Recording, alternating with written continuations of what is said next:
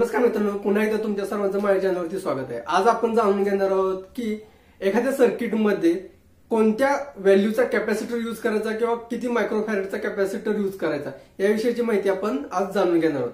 तर चला बघूयात। तर आता आपण जाणून घेणार आहोत की कॅपॅसिटरची व्हॅल्यू आणि व्होल्टेज कसं फाइंड आउट करायचं। त्यासाठी आपण काय केलेलं आहे, इथं एक ब्रिज रेक्टिफायर काढलेला आहे। ब्रिज रेक्टिफायरच्या इनपुटला आपल्याला व्होल्टेज किती मिळतं, म्हणजे जे आपल्या घरात असणार व्होल्टेज आहे ती किती आहे, तर 230 व्होल्ट आहे। तर त्याला आपण स्टेप डाऊन करून ते काय केलंय, 12 व्होल्ट 1 एम्पियर काढलेलं आहे। तर आपल्याला फाइंड आउट काय करायचं, तर या कॅपॅसिटरची व्हॅल्यू आणि व्होल्टेज करायचं आहे। तर या ब्रिज रेक्टिफायर मध्ये काय आहे की आपल्याला या पॉइंटला किती व्होल्टेज येते हे आधी पहिलं फाइंड आउट करावं लागणार आहे। त्यानंतर आपल्याला कळलं की आपल्या कॅपॅसिटरला किती व्होल्टेजची गरज आहे।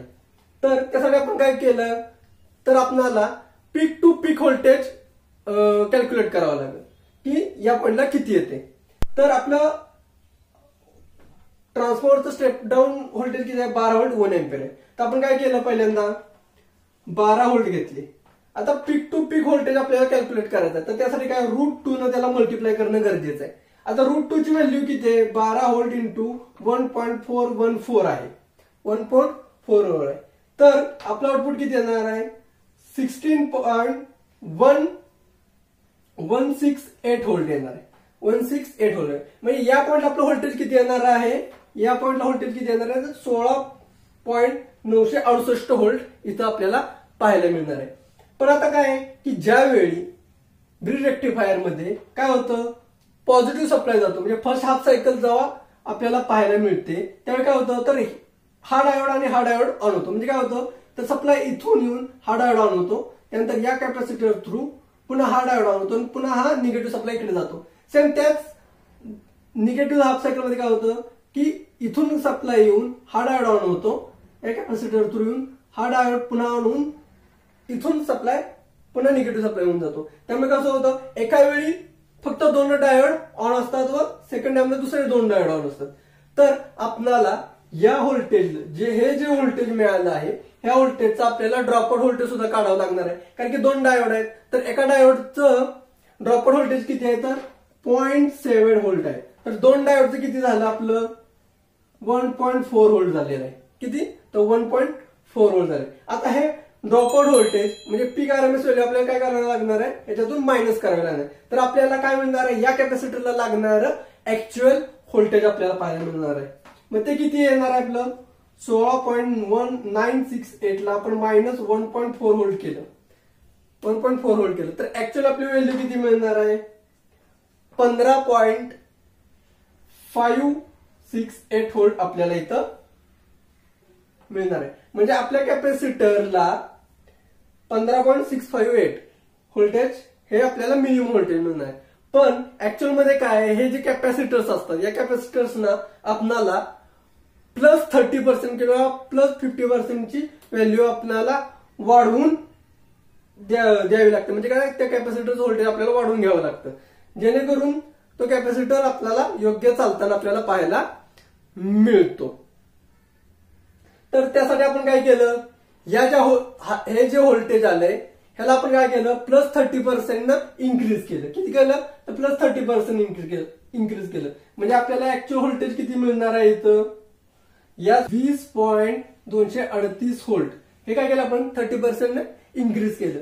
कोणताही कॅपॅसिटरचं जे व्होल्टेज आपल्याला मिळतं ते आपल्याला काय करावं लागतं, तर इन्क्रीज करावं लागतं, 30% आपल्याला इन्क्रीज करावं लागतं। तर आपली व्हॅल्यू किती आली, 20.30 व्होल्ट। म्हणजे आपल्या कॅपॅसिटरचं व्होल्टेज आपल्याला काय माहित झालं, 20.30 व्होल्ट।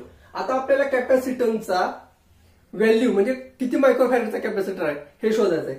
एक फॉर्म्युला आहे, तो फॉर्म्युला काय आहे, C =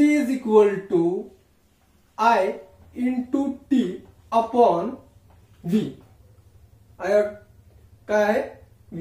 त्याच्यानुसार आपल्याला हे मेजर करायचं आहे। तर आता 7.085 इथे काय होणार आहे की या ज्या आयसीला जे व्होल्टेज लागणार आहे ते व्होल्टेज आपल्याला आधी माहित करून घ्यावं लागेल। तर याची इन्फॉर्मेशन आपल्याला एखाद्या डेटाशीट मध्ये मिळून जाते। ह्याची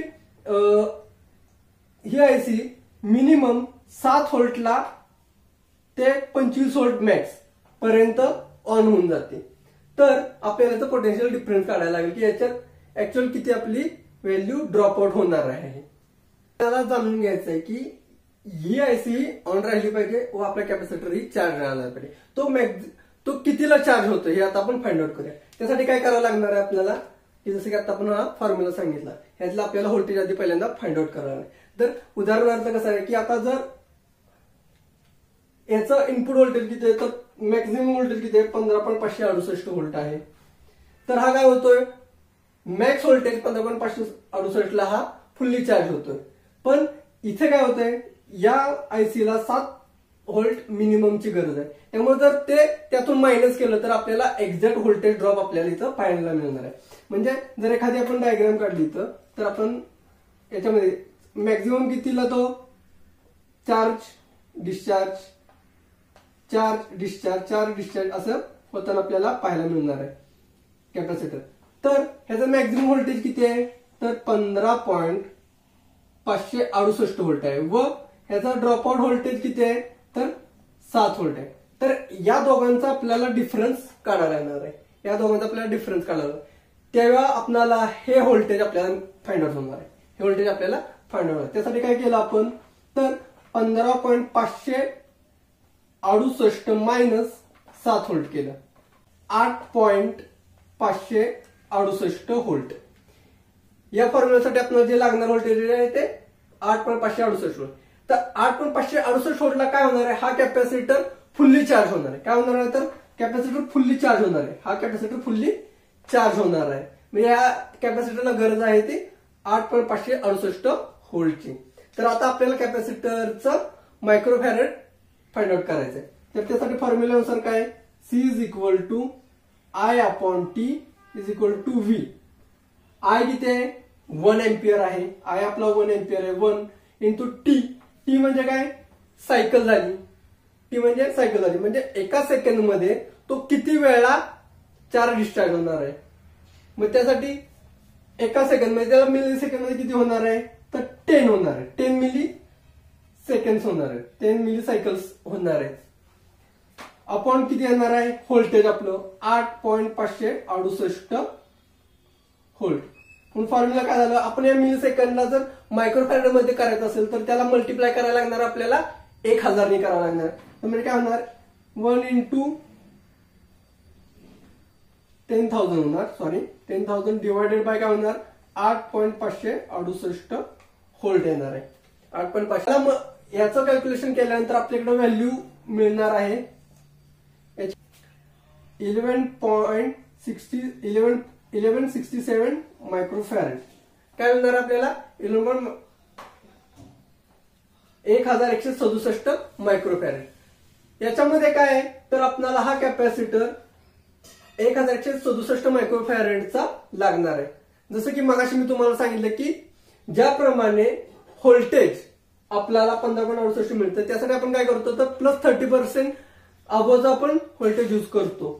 कारण की कधीही डायोड्स मधून किंवा ट्रान्सफॉर्मर मधून एखादी स्पाइक जास्त येऊ शकते. व्होल्टेज इन्क्रीज होतं कधी कधी कमी होतं. त्यासाठी आपल्याला कॅपॅसिटरची व्हॅल्यू सुद्धा काय करायला लागते व्होल्टेज सुद्धा इन्क्रीज व्हॅल्यूचाच वापरावा लागतो. त्याचप्रमाणे आपल्याला कॅपॅसिटन्स मध्ये आपल्याला काय करावं लागणार सेम त्याचप्रमाणे जास्त व्हॅल्यूचा कॅपॅसिटर इथं युज करायला लागणार. जर आपण त्याला जर 50% जर इन्क्रीज केलं तर किती होणार आहे तर याला आपण काय करणार आहे तर 50% ने इन्क्रीज करणार आहे. तर 50% इन्क्रीज केल्यानंतर त्याची व्हॅल्यू काय येईल 1750 मायक्रोफॅरेड येईल. 1750 मायक्रोफॅरेड येईल. मग आता इथं आपल्याला फाइंड आउट काय झालं कॅपॅसिटन्स फाइंड आउट झालं. पण हा कॅपॅसिटन्स मार्केटमध्ये अवेलेबल नाहीये. मग त्यासाठी काय करावं लागेल आपल्याला मार्केटमध्ये जो अवेलेबल आहे तो घ्यावा लागेल. म्हणजे त्याच्या आसपास म्हणजे त्याच्यापेक्षाही जास्त व्हॅल्यूचा म्हणजे त्यापेक्षा जास्त व्हॅल्यूची जी कॅपॅसिटन्स व्हॅल्यू आहे तो आपल्याला घ्यावा लागेल. बाजारामध्ये कोणता अवेलेबल आहे तर 2200 मायक्रोफॅरेडचा कॅपॅसिटर अवेलेबल आहे. तर आता आपल्याला दोन्ही गोष्टी फाइंड आउट झाल्या. कॅपॅसिटन्स फाइंड आउट झालं व्होल्टेज फाइंड आउट झालं. सेम आता इथेही 20.23 व्होल्ट आहे. 20.23 व्होल्टचा कॅपॅसिटर अवेलेबल आहे का तोही नाहीये. तर त्यासाठी आपल्याला काय लागणार तिथे आपल्याला इन्क्रीज करावं लागणार आहे व्होल्टेज. जो बाजारात अवेलेबल आहे तो पाहावा लागेल. तर बाजारात कोणता अवेलेबल आहे 2200 मायक्रोफॅरेड 25 व्होल्ट. किती 2200 मायक्रोफॅरेड 25 व्होल्ट. तो कॅपॅसिटर आता आपण इथं यूज करू शकतो. 2200 मायक्रोफॅरेड 25 व्होल्ट. अशा प्रकारे आपण कॅपॅसिटन्सची व्हॅल्यू व कॅपॅसिटन्सचं व्होल्टेज फाइंड आउट करू शकतो. म्हणजे आपल्या सर्किटला तो व्यवस्थित प्रोटेक्ट करेल व आपल्याला जे एक्झॅक्ट रिझल्ट हवेत ते आपल्याला फाइंड आउट होऊ शकतील. या फॉर्म्युलानुसार किंवा या माहितीनुसार आपण कॅपॅसिटन्सची व्हॅल्यू माहित करू शकतो. ही माहिती तुम्हाला कशी वाटली? आवडली असेल माझ्या चॅनल लाईक करा, शेअर करा आणि सबस्क्राईब करायला विसरू नका, जेणेकरून मी तुम्हाला असेच नवनवीन व्हिडिओ तुमच्यापर्यंत घेऊन येत जाईल. धन्यवाद.